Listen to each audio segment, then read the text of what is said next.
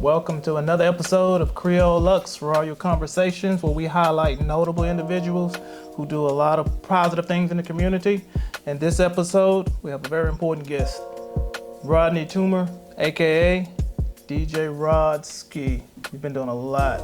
Rodney X now. Rodney X. I got my X, yes sir. Rodney X. Yes sir. Congratulations. Thank you, sir. Much love. Thank you. Definitely, Appreciate definitely. it. Thanks for having me. Oh, thank you for being here with us.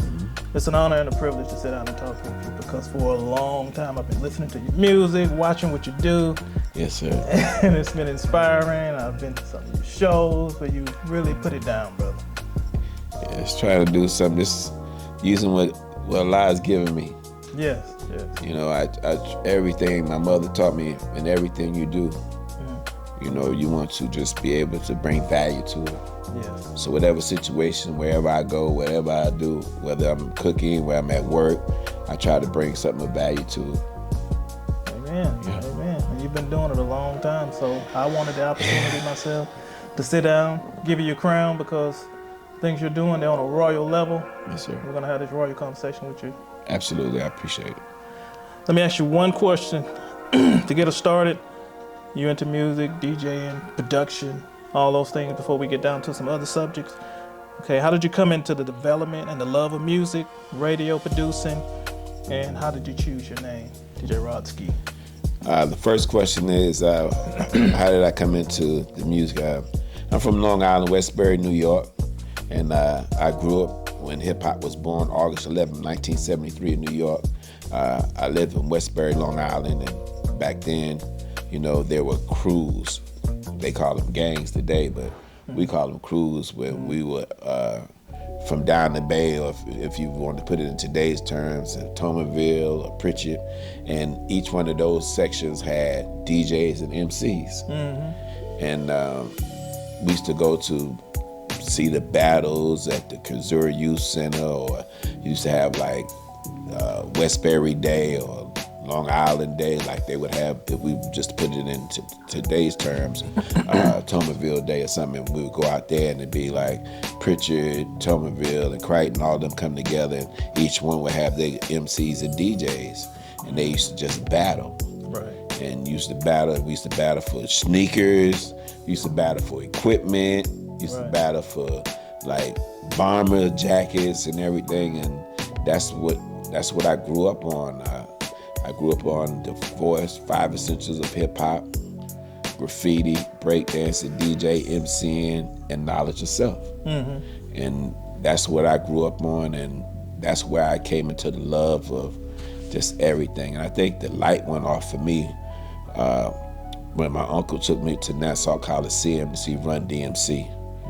And as a child, a little boy, I think all of us have that moment when the light goes off about what we want to do with our lives. Yeah. Whether we see somebody shoot a jump shot, be like, I want to be like Mike, or we see somebody catch the ball, or we see somebody do certain things, that light goes off like, that's what I want to do. And for me, when I was at Nassau Coliseum and I saw Jam Master Jay way up there, the top tier, and he was run, chicken. And I was like, that's it. That's what I want to do. I want to DJ. I want to be like Jam Master Jay. And from that day forward, like all I knew was to watch DJs. When we used to go to these parties, everybody be dancing and to get with girls. I'd be sitting right there watching the DJ. I want to learn his technique. I want to learn what he does. I want to learn how he does it. And that's what I did.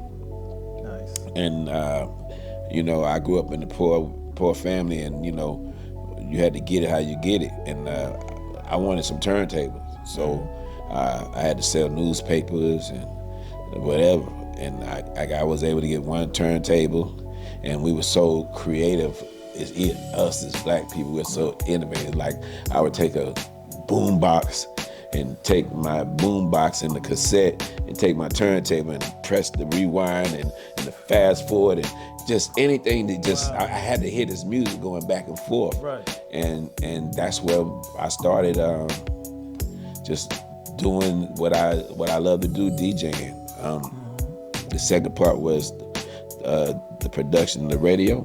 That was the question you asked? Yes, radio production, yes. I didn't get into radio actually until I moved to Mobile, Alabama in 1982. 82, 81. And I'm thinking about, I was 84 when I graduated Murphy, and they had a battle, a DJ battle, and I think it was it moved on to about 88. And they had a DJ battle at WBLX. This was when WBLX was across the street from the Math and Science building in this house. That was a long time ago. Yeah, when we were doing reel-to-reels and the tape and the markers. But it was a battle at Bishop State, and it was Greg KP, also known as Greg Street. Many might know him from Atlanta right now. He's huge. And it was Skip Cheatham, Dr. Ray, and I would just move down here from New York, and I wanted to be in the ballad, so I signed my name up, and we were at Bishop State, and I never forget, I had my turntable, my mixer, and everybody else was rolling in these big, huge speakers, and all I had was like a little guitar amp, but I had my little plug-in and everything, and they did their thing, and I guess they wasn't like from New York, so they didn't know about scratching and like the tricks and everything. So when they did their thing, they basically played songs and hollered on the mic. So when it came time for me to DJ, I started scratching and behind my back with my mouth and everything. And everybody like really gave me love, and I won. Awesome. So about a week later, I got a call from the program director of WBLX named Tony Brown. Tony Brown was the PD director, and that was when BLX was black owned by Mr. Williams. It was April Broadcasting. Before the Dickies and Cumulus Broadcasting came in and bought the cluster. So Tony Brown said, hey man, I heard, they've been talking about you. Said, we need to probably try to see if we can get you on our station to do a mix on Friday night, and Greg Street KP does the mix on Saturday night. I was like, yeah, I want to do it. So I went in and they trained me and showed me how to use the reel-to-reels and how to record it, and then how to cut it and splice it and put it together. And I started doing that, and that was my introduction to radio. And they said, well, you want to be on, we got a part-time job on 660 AM. But Greg was on BLX, but I was on AM. But it was I didn't care, you young, you want to be on there, and I was hungry. So it didn't matter, you could have put me in the back room or somewhere, as long as I was able to do what I do. And I did that, and that's where I first fell in love with radio and being on the air. The name Rodski. In New York, you have the suffix of the name. I think suffix is the end when you put something on the end, right? And during that time, we had up there, if you were really good, they would put ski on the end of it. So your name is? Chris Ski. His name is Chris Ski. My name is Rodney, Rodski. So we put the ski, so the ski was put on there, and it just stuck with me, and like everybody had the ski on there, and I was Rodski. That was I was born, DJ Rodski was born in 81 in Long Island, New York, and that's where I started off at. And I came down here and I started DJing, and it was crazy, the culture, like we was talking about earlier when I got down here from school, but when I got here as far as the radio and everything, like I came down here with, yo, what up, kid? What up, son? Yo, what up, my guy? I had my really New York slang, and I had my fat Adidas laces and everything. But during that time in Mobile, it was about bass music and booty shake and loop. So I came down here, and everybody, I got my little name, and everybody started hiring me to DJ parties. But I would DJ these parties, and they would love it for a minute, but they would be like, okay, get to it. And I'm like, what they want me to get to? And they're like, yo, you need to go see Mad Hatter, Man in the Morning Time, at Gospel 900 WGOK. It was down off Davis Avenue in Plateau, Pecan Street. And I went down to 660 AM. This man, at first they told me to listen to him, and I listened to him in the morning, and it was crazy. Because he was like, get up out that bed, and he had a whip, and he was like talking crazy, and I was like, man, what the hell is wrong with this man? But they loved it. So I went down there and I talked to him. He said, hey, young buck, how you doing? He was real cool and everything. I said, they said, I need to get some records from you. He said, what kind of records you need? You need some of that bass. You from New York, huh? No, they don't like that down here. They like that booty shake. Like, your mama on crack, right? Get down, stop that butt. And I was like, okay. So He sold me, which I know it was promotional copy, but he knocked my head off. He sold me about 30 albums. I paid about $150 for them. Okay. But I took those records home and I played those records over and over again. And I mastered the mix of those records. Right. And once I mastered how to do that booty shake, it was over. I just started getting at it then, and that's where I really got my name from. And then, it got to the point where I was working 6 days a week. And I went to 7 days a week, and I did that for like 3.5, 4 years. Wow, like every day I was working. Like Monday I would do JR's, the Big Blue Monday. Tuesday I would do the Galaxy. Wednesday I used to do a place called Cheers. Thursday I used to do Supermac. Friday I used to do the Palladium. Saturday I used to do Venice Beach Club. Sunday I used to do the Solid Gold. I worked all, and I wasn't even tired. I was young. It wasn't even work to me. Right. It was fun, and the women and the drinking and the partying, and it was just like a nonstop party. And I did that for about 5 years, like every night. Awesome. Wow. Yeah. For the love of it. Yeah, but you young, you so young, you dumb, you don't even realize like your body is like really like you didn't know what sleep was. You're in go mode. Yeah, and I did that, and it was awesome time. Awesome. That's a heck of a journey you had there. Yes, it was. Let me ask you this. During that process, I know you say when you moved from New York, what kind of obstacles other than just the transition of the music, as far as the business side of it, did you have to maneuver any other type of obstacles with that transition? The business side was better here, because in New York, you understand, it's DJs. Everybody's competing. It's like how Atlanta is now with the rap groups and everything. Oh yeah. Like Atlanta's the Mecca. Oh, yeah. But back then, New York was the Mecca for rappers and MCs, and DJs. So I got down here, and wasn't nobody doing what I do. So I was kind of like that king on the throne for a long time. So business was booming. Good. Yeah. I like that. Yeah. All right, let me ask you another question here. All right, we know you've been DJing, radio production, so we want to get into some of the other things as far as the community, as far as the big, huge impact that you've been making. Yeah. It's a lot that you have been doing. Tell us about some of the things that you are involved in right now, and with what results would you say, your effort as far as the community? I see you're doing a lot of work with the kids. I feel it wouldn't be fair for me to start there without telling you why I do it. Okay, let's go back. Let's do that. Growing up in a household of domestic violence, me and my little sisters, and I got 2 sisters, Cherie and Nedja. We would grow up. We would wake up a lot of time because my mother and my father, my real father, they divorced when I was 6 years old.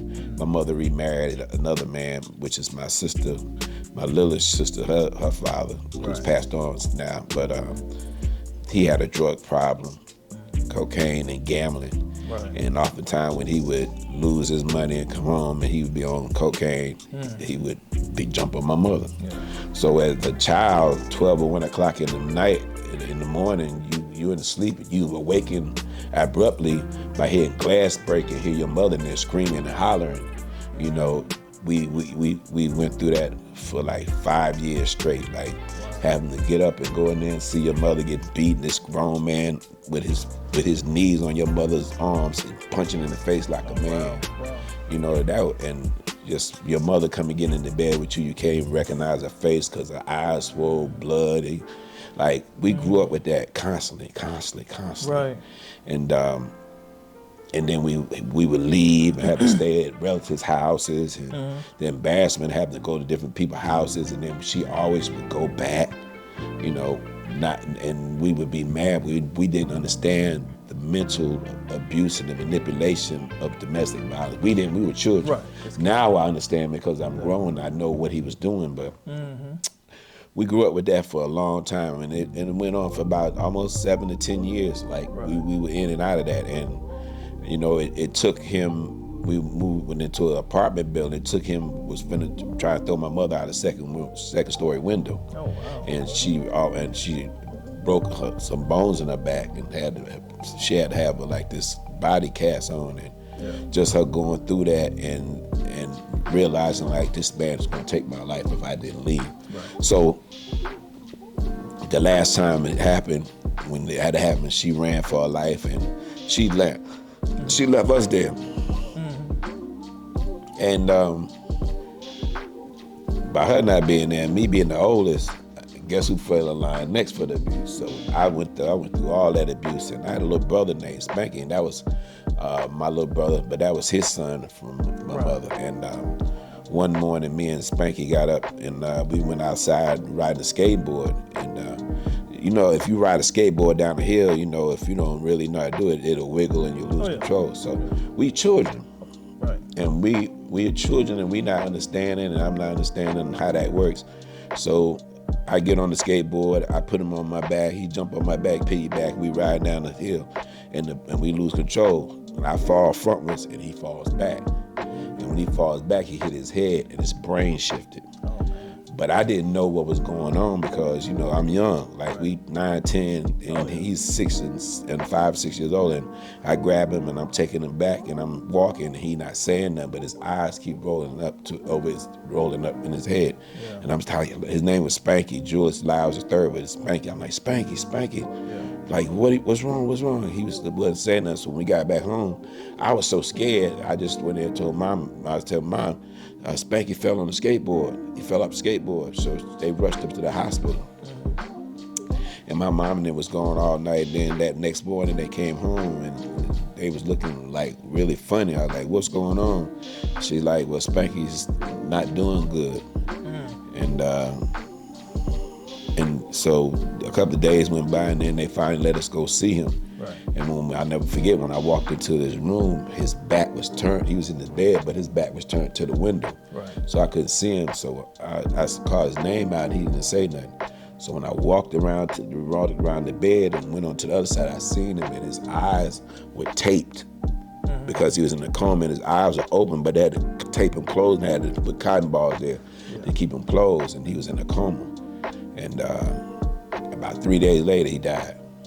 Sorry to hear that. Yeah, and that guilt, I think that guilt with me feeling like it was my fault, which later on my mom and, you know, I found out, you know, it wasn't, it happened. Right. But that caused me to go into like a serious dark place, and that's when I started using self-medication, start smoking weed, start drinking, start just didn't care and everything, and the abuse was going on and everything. So it took me to a long dark place, and my mom finally left him, and the damage had already been done, and me just trying to survive. And when she finally came and got us, he had cracked one of my ribs. I had like a couple of concussions, and, you know, I made it through that. Mm-hmm. But I promised myself that I would never put my hands on a woman. And God is my witness that I've never done that. And it's been so many times when I felt like I wanted to, but I just couldn't do it because I went through it. Exactly. And then just be going through all that, you know, I understand that there's no such thing as a bad child. Mm-hmm. I think that something happens in children's lives that turns them. Mm-hmm. And in order for you to be able to deal with that, you have to have patience.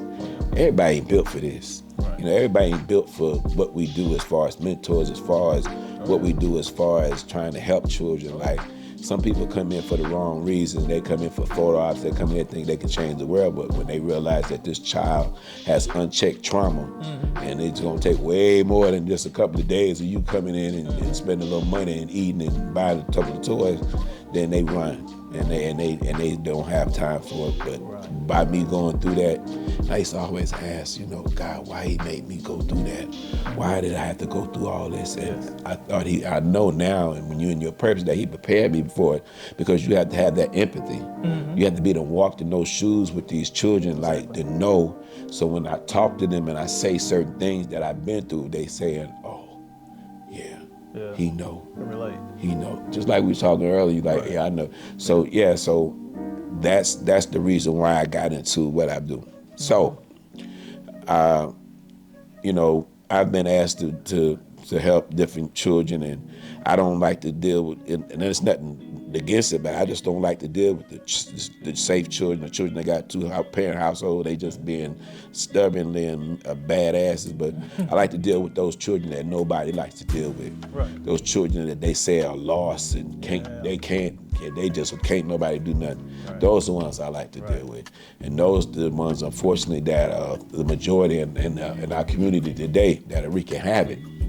But if you really get down to it and talk to them and deal with them and to be able to be patient to pull those layers back and pull all those layers back of all that hurt, disappointment, anger, desperation, depression, anxiety, all these different things, and when you finally get down to that child and you can pull them layers around, you'll see like that child will be like a new creature, like nothing you ever seen in their turn. Okay. Does it happen all the time?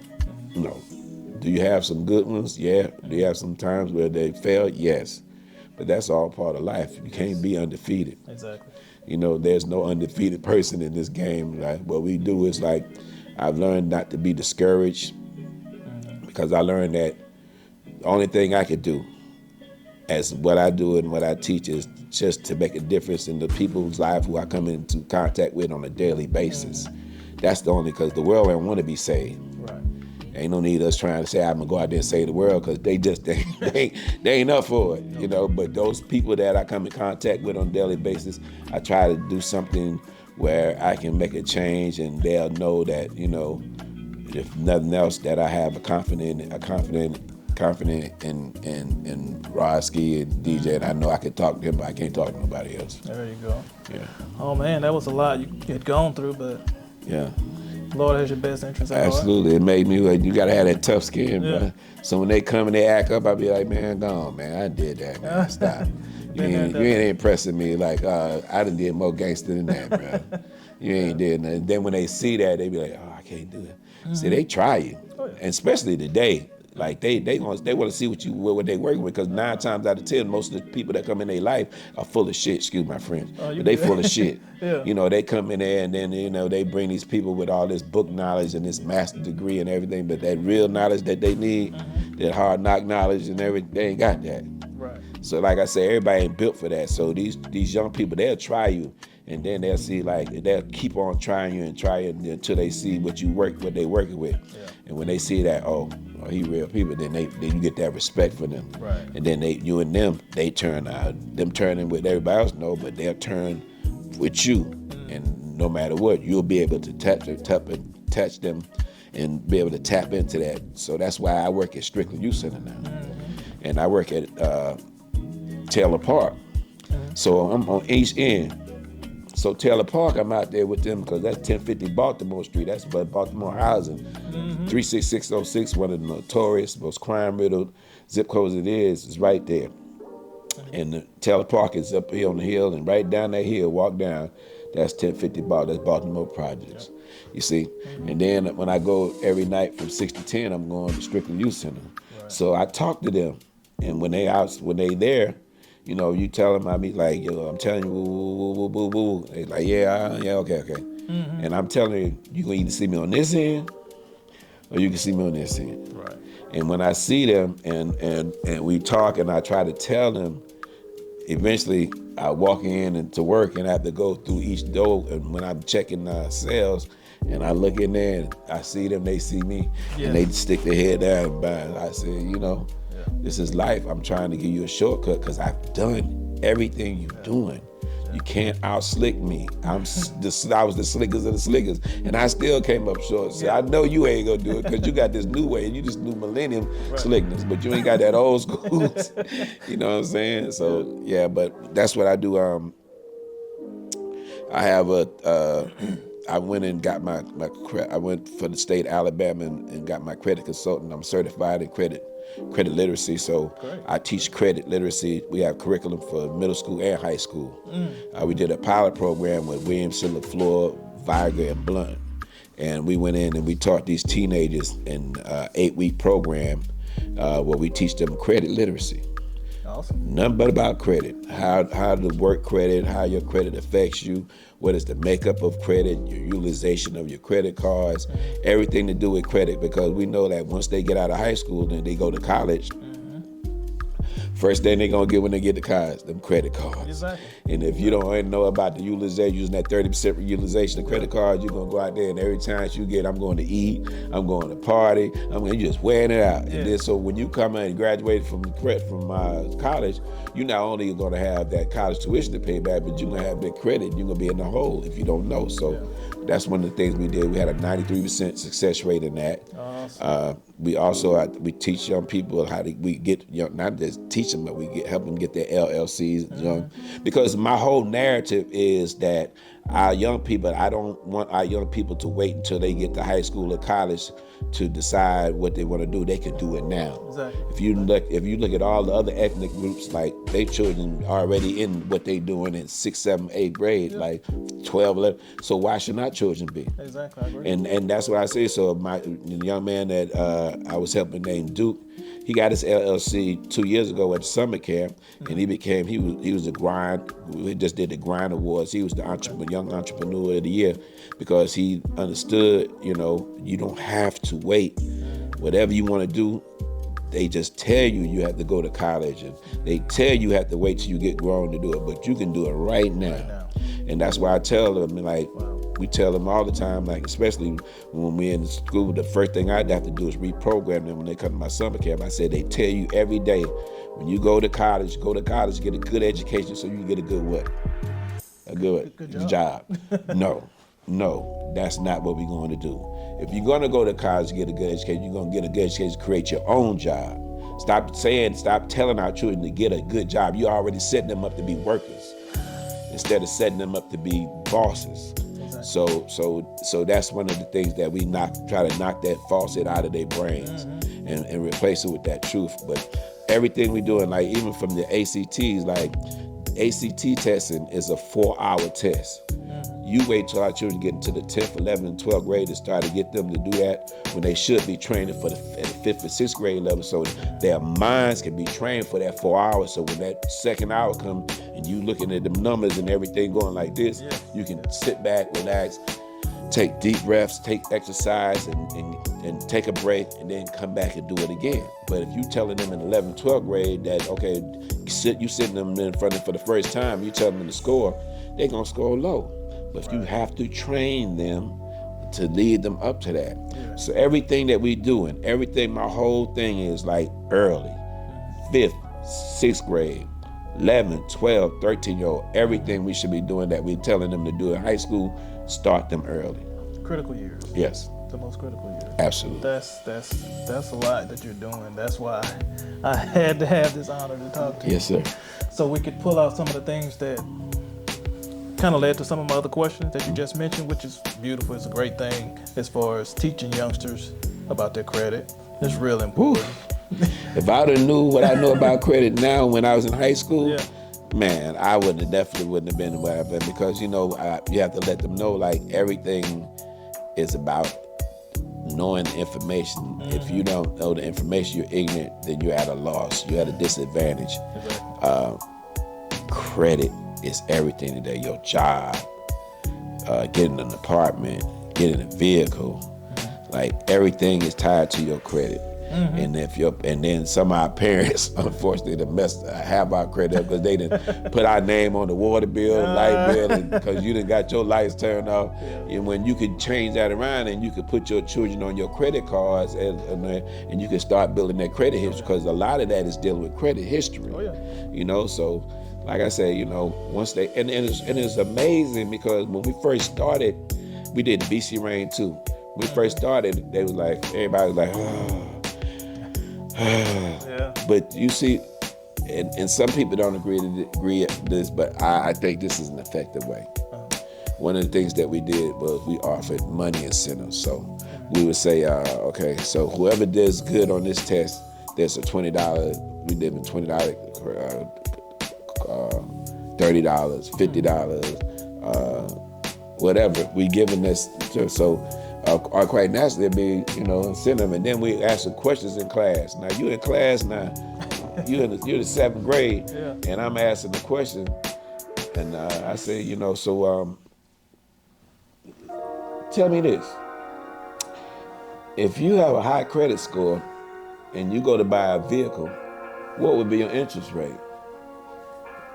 And automatically, they say, I know, fool. They go $5. Now, some people like you time money, but it's about money. Right. It is. And it's about you getting your bag, and money's not everything. We definitely let them know, but if I'm tying that in, guess how much information they gonna retain? Yeah. And then what was so amazing, by the time we got middle way through there, we didn't have to use money no more. We didn't say nothing about money no more. They was already on it. They was locked in. Oh, I know this. I went home and told my mother, I told her don't buy that car because she buy that car and the car is $21,000, but it's $7,000. You're gonna be paying $21,000 mine because you got a $500 score. They was on it. Like, you just had to get that car crunked up. Once that car crunked up and it's warmed up, they ready to go. Yeah, so that was amazing. Like, we started off with the money, and they're like, we don't even want no money no more. I'm in here, I'm locked in, and that was so amazing. Like, so there's all different kind of ways. Jesus said, cast your net to the right, and a lot of people had their own interpretation of that. But I think that one of the things they were saying about casting net to the right, it means to use tact. You have to use different tact when you're going after when they fishing for people. When you're fishing, when you're trying to get people, you have to use different things. And some things are archaic that are not working anymore. You got to use new invent. Our children love money, they love music. Right. So how do we get them? Like my broadcast university, that's the thing that I bring them to the summer camp with.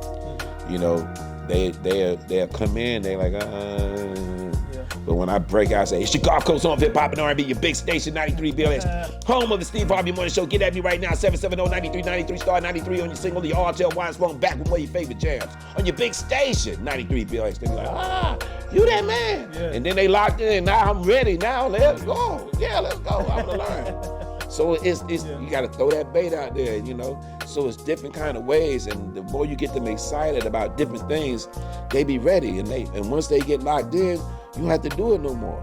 They locked. They want to learn. They want to get it because they see that you can turn that switch off and turn it on at any moment. Yeah. And you can get it.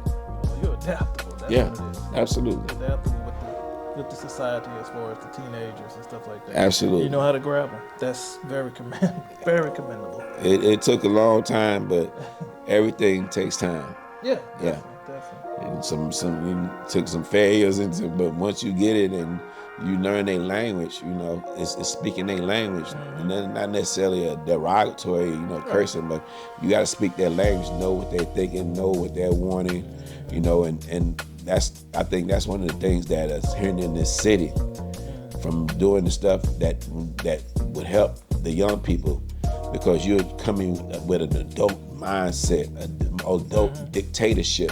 Right. And you should have them how you gonna talk about doing stuff for teenagers with the teenagers and you ain't got a damn teenager at the table? Wow, you're right. You 38, 48, 56, what do you know? Right. We don't know shit about what these young people know. So what you have to bring to the table, bring them to the table, exactly. Males and females, and say, no, what do you think? What do you want? Advisory boards, like these things are, you're gonna have to have them, whatever's going on in the city. If you have your perspective, you're gonna have to have the young people's perspective. Right. That's just the polarity, that's the balance. If you don't have that, then it's gonna be one-sided, and you're gonna have the problems that you have now. And young people are not gonna come out and support anything because they don't sit at the table. You're right, they're left out. Yeah. Wow. And they rebel because of that. They're like, oh, okay, well, we don't even want to be in there. And then that's when the problems and issues come. You have to have them at the table. You're right. Yeah. Wow. You did say something about the LLCs. Yes. Now, this is something that you're helping young kids become young entrepreneurs, Absolutely. Right? So I work with Carter Tax Service. Carter Tax Service. CJ Carter is a tax guru. Like, he is the grand master of the car. And what I've done during my summer camp on Fridays, I bring impactful speakers in, people that I know that are doing successful and are grown in, but it looked like us. So I brought in judges, I brought in doctors, I brought in lawyers, I brought in professional sports players, I brought in broadcasters, I brought in tax gurus, I brought in real estate tycoons, like everything in every kind of discipline that you could have and want. I bring these people in to talk to them, and what's so helpful about them, they're willing to help these young people, like get up under them and intern, but they have to show the initiative, and that's what happened with Carter. Carter said, hey man, you got some young people that want to get their LLCs, let's do it right now. You got to get permission from their parents, because you got to get their social security number, and he wrote it out, the article and everything, and Duke Lawn Care LLC. His license, and he did it for free when most of them charge $200, $225, $300. But that's how the people that I deal with, we all like to give back. And every time you give back, it's a blessing, man, because we only ask that when they get it, they pass it and they take it forward, and then they give back. Like you can't get this without giving back. Exactly. That's one of the things that we always push. Like we help you, but you got to reach back and help too. Pay it forward. Yeah, pay it forward. I agree. Wow, that was an interesting point that you made as far as helping our young ones not be workers all the time. It's okay to get a start. Yeah, you got to crawl before you walk. But exactly. That's not the end game. That's not the end game. Absolutely not. The end game is because that's the pursuit of happiness, man. The pursuit of happiness. I know, like all of us, like we parents and all this. Like we used to hear our parents say, "Oh, goddamn, I gotta go to this goddamn job. I hate this." That energy. You looking at your parents like, I definitely don't want to do that. Right. But we have to know that the pursuit of happiness is doing something you love to do. Like I'm loving what I do. Like I DJ and I work with young people, and I don't consider it work. So my days off, I'm still working. Because there's stuff that needs to be done, and I don't look at it as like, oh, I'm tired. I don't have time to be tired. There you go. As long as it's an issue, as long as it's problems, we have to work. And until, which I don't see it happening until everything is where it needs to be. So we go, we come, and we die, and some more come behind us, and that's the thing. And I work at in the mornings I cook. I went to culinary art school, and I work as a chef at a Mobile nursing home, and it's such a humbling experience there, because you're seeing people on their last days. And that makes you check your own mortality at the door, knowing that, I'm gonna take care of these people, at least when I cook for them. And on Thursdays, I bring my DJ stuff and have the music playing in there, and they all coming in, and they're old, and they, just give them that comfort, because like one day I'm gonna be doing that too. Yeah. And it's like I'm in my purpose, man. And like I said, I try to bring value to everything I do, and like be working there.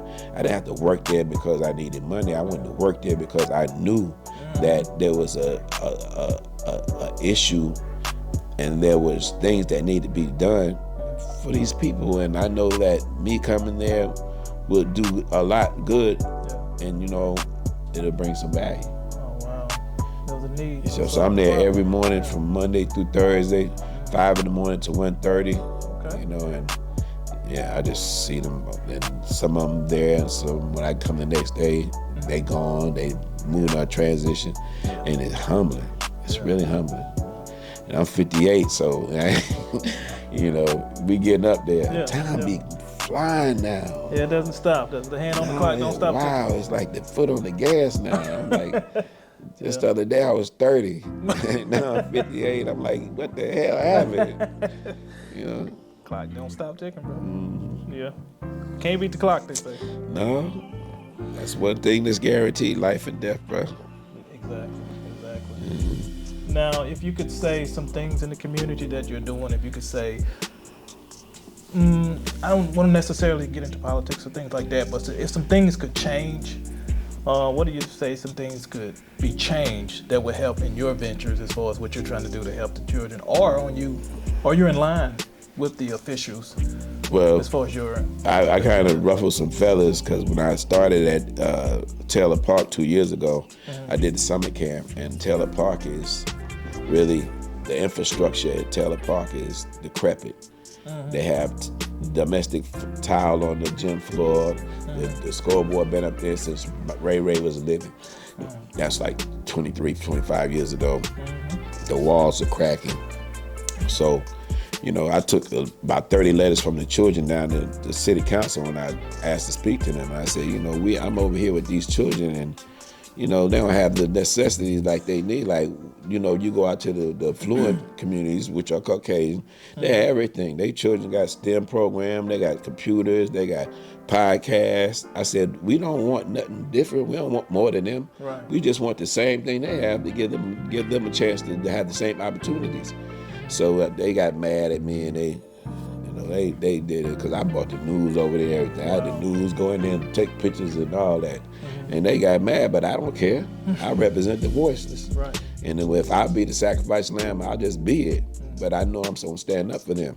So one of the things that they're always crying about, like every week, every time a young person dies or something, they go down there and have these conferences. We need to come together. They have the news conference. You know, we need to find the ways. You are taking everything out of the community. All the Boys and Girls Clubs are closed down. They just closed the last one on Michigan Avenue. The only ones left are at Theodore and West Mobile, nowhere near the hood. They just bought, and President Biden signed the American Relief Plan, American Rescue Plan, but $58 million came to Mobile. And the language was in the $58 million, you can look it up yourself, and it said that this is for underserved communities, Black communities, Hispanic communities, and LGBTQ. A lot of that money was just a free fall, but snatching because the good old boys. Because a lot of the people that on the front line, like we are, and some of the people that I know, we ain't see no money. Wow. And we don't, and you know, so we continue to do the thing we do and come out of our pocket. Now I don't care about it, you know, because I still got to do what I do. But we don't have Taylor Park. Taylor Park doesn't have anything in there. We have a couple of computers. We need STEM. I think we should have a media center in there, performing arts, dance, radio, TV, STEM, science. Like these children are not being challenged. You know, if you go to when we had, you know, they bring in the different church groups and organizations in, and they come in the summer to help us with their charity. And, you know, they stand up there and we ask them, what the white kids, and ask them, what are you going to do when you graduate high school? I'm going to Alabama. I'm going to Vanderbilt. You ask our children, and they stand there, I don't know what I'm going to do. You know, and that's sad. Yeah. You know, because they don't see no value in their purpose, and they don't have no vision, and they don't have no vision because they've not been exposed. You have to give them exposure in order to have vision. And hey, many of them haven't been outside of Mobile. Right. So one of the things we did last summer when in my summer camp, we took them up to the Justice Initiative in Montgomery. And it was so amazing because when you first come through the Justice Initiative, you go through where they showed the Mid-Atlantic, when they came through the ships and all the slaves that jumped out and was in the bottom of the water, and you go through that tunnel. Like it was our children was laughing and everything when we first got there. But on the way back home after they went through that, it was quiet the whole time. Because they was absorbing all that they saw and everything that they say. So you just got to expose them. Wow. So as far as the resources that you already have set up in place as far as for the children, LLCs, what was it? Credit literacy and things of that nature. Are there any other resources that parents are involved directly that you want to share with the audience? I've been doing a lot of mentoring, especially for single Black mothers that they've been asking me a lot, you know, can I help them with their sons and everything? It's a lot of angry young men out here. A lot of angry. They're angry because their father not in their lives. They're angry because they have no structure, and they want structure. They want discipline. But there's nobody there to get them. And you know, I think a lot of times the Black woman gets a bad tag on her because she's labeled, you know, she's not doing what she's supposed to do and all that. But you gotta understand, like, either she gonna go on to work or she gonna stay home and the lights gonna be off. Right. And when she's at work, you know, the children, like me, when my mother was at work, I had to come home, but I had other things to do. So you're putting her in a situation where either she's gonna work or she's gonna be home, and 9 times out of 10 she has to work, and unfortunately when she's at work, the streets are raising our children because there's not youth centers, there's not places like that, and if they are there, then they go get that structure, but then they go home. If they don't go home, that part when they go from the strip, from the youth center, from the recreation center to home, that's the part. That's the most dangerous part, because mom's not home yet, and there's nobody there to make sure you're in the house, you're doing your homework, you've got your clothes ready for the next day, you've taken your bath, and you're getting ready for sleep. Mom doesn't get home at 10, 11 o'clock. And then that time is in the streets. That time is with their peers. Some of them are not good, some of them are not. And they're in situations, and that's where the drugs come in. Oh, yeah. That's where the behavior issues come in. That's where the disobedience come in. That's where all the crime and everything comes in. Between that time they leave us to the time that they get back home. Yeah. And unfortunately, a lot of our children are in survival mode, because for every parent that is doing right, there's gonna be one that ain't doing right. And a lot of our parents, unfortunately, are trying to live their best life, even though they know they got children. But you gave that up when you decided you wanted to have babies, So that, but they, and then another thing that's bad is, our sisters try to be friends with their daughters. That is not good. Because when you try to be friends with your daughter, not even just that, the sons too, but when you try to be friends with your children, then you set a bad precedence before them, because when they see you doing certain things, when they see you doing certain things, and then you tell them don't do certain things, they're like, hold up, you smoke, you drink, you be with men, you had it, man, and then it's just a whole bunch of stuff that come with that, So we have to deal with that every day. Like, when they come in with us, they good to go, but when they leave out, they go back then they come back in, and we have to start over again. Right. So it's back and forth, it's a tug of war. Who's gonna win? Yeah. That's a lot of weight on your shoulders, and you're juggling a whole lot, but I know you can't do it all by yourself. Do you have much support as far as, I know you take responsibility for your own. Yeah, my boss at Inner City Mission, Taylor Park, Marie Chastain, she writes grants and everything, but I think more than that, she's like that mother figure. Like, she's the voice of reasoning. Because there be times when I even want to choke some of them jokers. I'm just being straight up with you, because they hard-headed. But she be like, she'll tell me, she'll give me this look, and Rodney. And then I'll just calm down. But she is so wise, and if you ever meet her, she has all white hair. Like, she's a beautiful black woman, and she's older, but she is the queen of Taylor Park. Like, she loves them children unconditionally, even when I be like, how are you letting him? He'll be all right. And she's teaching me. There you go. Teaching me to take plenty. Oh yeah. Always take plenty. Just like my teacher taught me. There you go. You got to take plenty from our people, because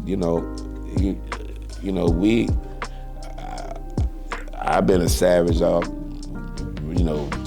quote on savage, a long time. I ain't just pop out of there and just. It took a long time. So, the same with our people. Like, you have to be patient with our people. But they ain't just gonna pop out of that and just some magic one and we good to go. And I think that's the most important thing, is to be patient. Nice. And take plenty. Yeah. Because they really don't mean that. They deflecting, or they just striking out because they angry. But after a while, when they realize that you there, you really care, you there for the long run, they'll be totally in love with you. Yeah. Oh wow, that's nice. You are definitely living your truth. It's all commendable. Do you have like anything that you have upcoming, whether it's a show, an event, speaking engagements? That's just upcoming. Right now, we're doing a tour. I'm the program director for Opportunities for Entertainers. We're a 13 year nonprofit, me and CEO Dirty Dan, and we under our umbrella is all the mentoring, OG mentoring, the credit literacy, the mentoring, the studio, the broadcast university. And right now last year we did a 13 school tour. And what we do, we go to 13 schools in Mobile County, Blount, Williamson, Murphy, Violet Battery, Theodore, Mary G, Montgomery, Davidson. We go to all these schools and we bring all these different resources. We bring about 30 different vendors with us. And these resources are things that are located in the community that a lot of our teenagers might not know about. Lifeline, drug education, social services is there when children don't have clothes or they lights out and their parents and stuff like that. Different HIV, teen pregnancy. We're basically, when we did LaFleur. LaFleur was our first school this year. We went Wednesday. And we come in about 7:45 in the morning. We set up and we have like a circle of nothing but vendors around. And we bring in students 9th grade, 10th grade, 11th. And before they come in, we get these gift cards from Chick-fil-A, Walmart, Target. And we tell them, like, we need you to go to every table and ask every table what resources do they provide. And these tables give you brochures, they have candy and little armbands and different stuff like that.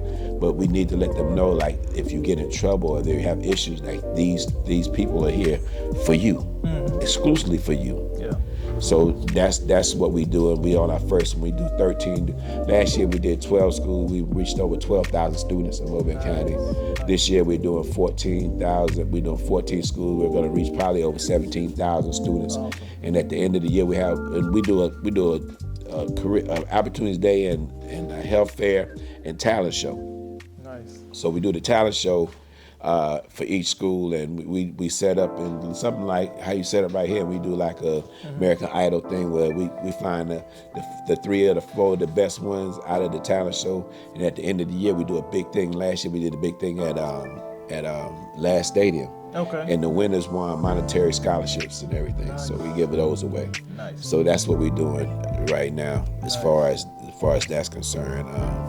Right now, I'm working like a Jamaican, man. Yeah. I'm just, to be honest, like, I go to work at 5 in the morning. I cook at the nursing home from 5 to 1:30. I leave there at 1:30. By 1:15, I run in the bathroom, change clothes, and I put on my stuff. I go to Taylor Park. I'm the program director over there, and we do after-school activity for teenagers. I leave there about 5:30, and I go to the Strickland Youth Center. And I'm a CEO back there in the back where the young people are. So I do that Monday through Thursday, and then Friday, Saturday, and Sunday, I DJ. Awesome. Hey, this is very commendable, man. Yeah, you gotta do something. Hey, I'll take my hat off to you, brother. You're really doing it. Like I said, I know you can't do it by yourself, and the backing that you have, that's good to hear. I want to hear that. Kalinsky Adams, that's my partner. We got the nonprofit together. Nice. And we have a team over there that helps us do a lot of stuff over there. That's what I want to hear. Yeah, so we do that, and Marie Chastain at Taylor Park, and that's about it.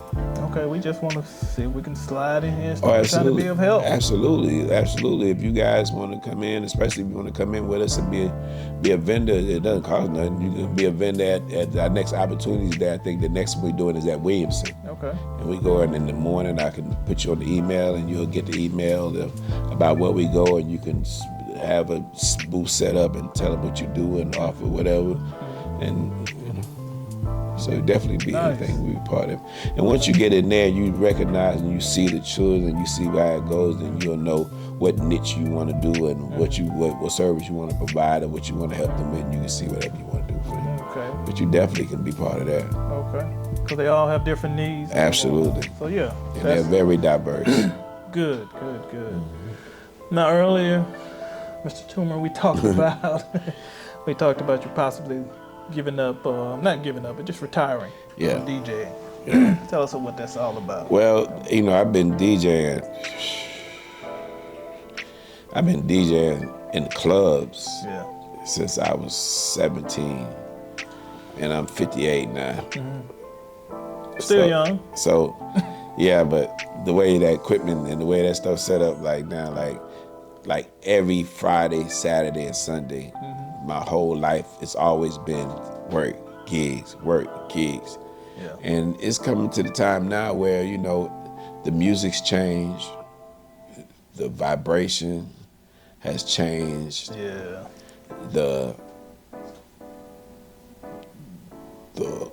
mindset has changed, the mentality has changed, and people, to me, they don't listen to the music no more. The music takes over them. Like I was telling you earlier about this music, our music used to be called soul music. It's been called soul music because it touched our soul. Exactly. But now when you listen to stuff like we talked about, Sexy Red and all them, and it's just some stuff that you have to leave something for the imagination. Like back in the day, and I don't want to sound old, but back in the day, you used to just say certain things and you would knew what it was talking about. Right. But now it's just like, I don't care, it's in your face, just like nothing to chase it, you know. Even back before us, like when the people would make love or something, they would kiss and then they'll see the moon go over or something. Ain't none of that no more. You're gonna see the bud and you're gonna see the draws, and you know, so No filter. it's changed. And if you evolving as a person, and especially if you're moving into a higher self and a higher way of being, then that conflicts with your spirit. Yeah. And for the last 2 years, 3 years, it's really been waxing real strong against my spirit, because even I play it, and maybe they have a problem. They be like, man, why you playing the clean version? We in the club. Because I can't stand to hear the period. You're lucky I'm playing it like this. And then, you know, I've always been a DJ where you can't put me in the box. Like, I play reggae, I play hip hop, I play house, I play R&B, I play all kind of music. And I'm from New York, like, that's what we do. And you put me in here and you want to hear trap all night, you know, and then half of you ain't even living that life, you know. Right. Well, 3/4 you ain't even living that life, you know, because I was in the studio, I had a studio, and guys in there rapping in the studio. I got money on deck, and I'm riding my and I got this and that, and we brought out the top floor, and then as soon as he come out of there, he on the phone. Hey man, can you tell what name come pick me up? Hold up now, man. You just said you was a baller, now you said you the ride kind of shit this is. What you got going on? Cause it's all you know, it's made up garbage, man. And that's why the music today changes so fast, because real music is timeless. Even the music, even like when you Cash Money, back that thing up, like you get a certain reaction out of certain songs, like even that song, even certain songs that back in the day, like you'll always get that same reaction, you know. But the music today, it changed so fast because it ain't timeless. It's just garbage. I hate to say it. Good beat, good hook, but when they get to running their mouth, I'm like, what are you talking about? There's no polarity, there's no balance. It's all this way, and that's where we at now. And that's why, you know, if I'm not listening to my own mixes, or I'm listening to some jazz, I can't listen to that. I just can't, because it's not feeding me. Right. It's not feeding me anything, like nothing. No nourishment for the soul. No nourishment, nothing. It's all junk food, you know.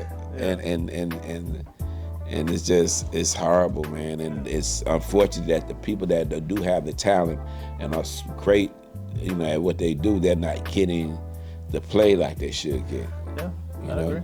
But things are changing. Yeah. Everything is changing in this world, and if you can't see it, then you're either spiritually blind, deaf, or dumb.